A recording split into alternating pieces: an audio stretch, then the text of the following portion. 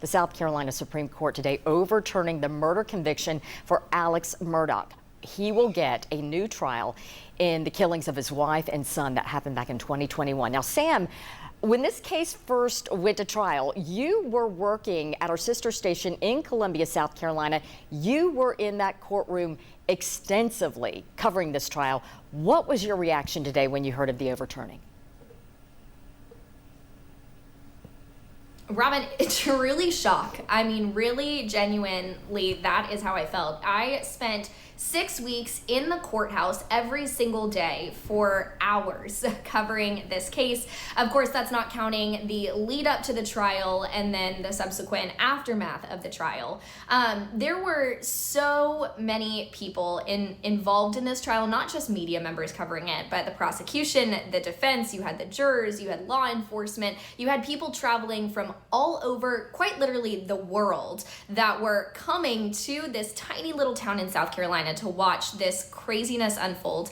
People who weren't able to make it in person were wrapped watching on TV or on the internet as this was playing out. And 6 weeks is a long trial. There were so many resources, so much time put into this trial. So to be met with the fact that this might happen for another time is really, truly just shocking. Let's talk about Alex Murdaugh, his family, very well known in coastal South Carolina, right?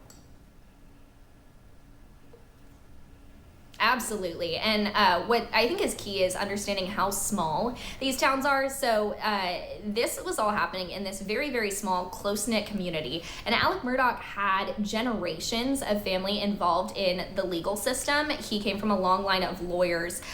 His family very, very well known, not only in the upper echelon of this South Carolina community, but also just all over by everyone. I mean, Alex Murdaugh, or just the Murdaugh family, it was a name people knew. And so it was definitely starting to get attention just within that community, and clearly that attention spread across the country and really all over the world as the case got a lot of coverage. So his life sentence is at this point vacated. We can assume there will be a retrial, but based on the reading I was doing leading up to our interview, he is going to remain behind bars, not for the murders, but for other crimes, financial and otherwise, right?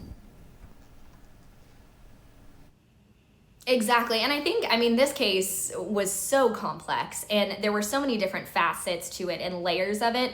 And so that's exactly right. So there were two elements. There's the murder. So he was convicted of murdering Maggie, his wife, and Paul, his son. That is what's been overturned, and he is serving time for that. But in addition to those murder charges, he also was facing financial crime. So he was charged with stealing millions and millions of dollars from his clients. He was a personal injury lawyer, and through the murder investigation, these additional crimes started to come out. And so he faced a bunch of additional charges. He's been tied up in court. So it's the financial crimes and the murder trial. So there's really a lot of different layers, but he is behind bars and will remain behind bars despite the overturning of this murder conviction. You were there as this was all playing out, once again covering this, but you were not the only reporter there. There was reporters from all over the world. That's how big this case was. It was, and so I have to imagine, I'm sure you have to imagine, that the attention will be there once again.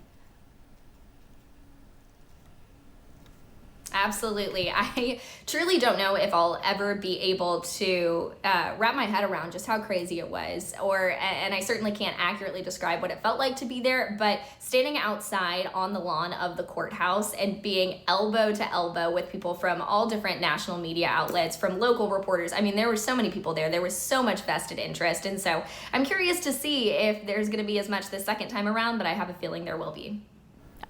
I could not agree with you more. All right, Sam Perez, as always, we appreciate you. Thanks for joining us from Nashville. We'll see your stories coming up later today on 10 News.